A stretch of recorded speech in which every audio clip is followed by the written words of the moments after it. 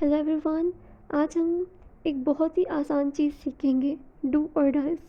अक्सर लोग इन दोनों में कंफ्यूज हो जाते हैं, मगर आज की बात नहीं। याद रखें, दोनों का मतलब है करता है या करते हैं, डू और डज।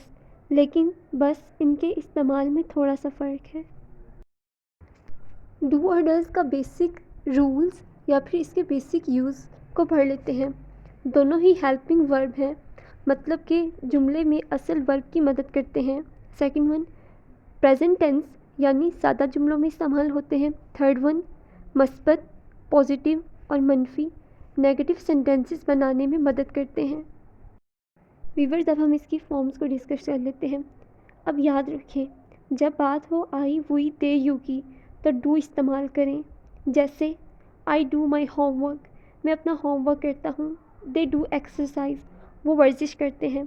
और जब बात हो ही शी इट की तो डज लगाएं।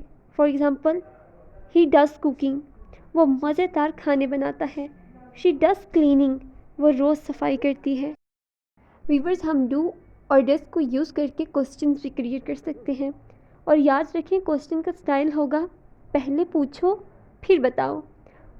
लेकिन जब बात इनसे सवाल करना हो तो डू और डज सबसे पहले आ जाते हैं। For example, do you like ice cream, does he play cricket.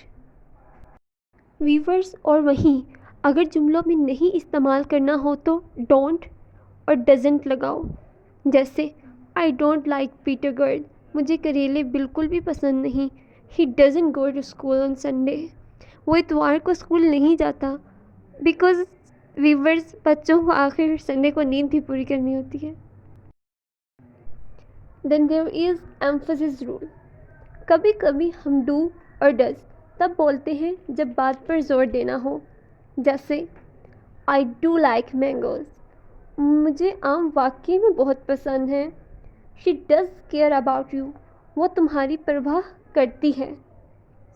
Then there is base verb rule. I know my viewers are thinking that there are so many rules regarding do and does, but believe me, I'm explaining it in a very simple way so that you will understand much better.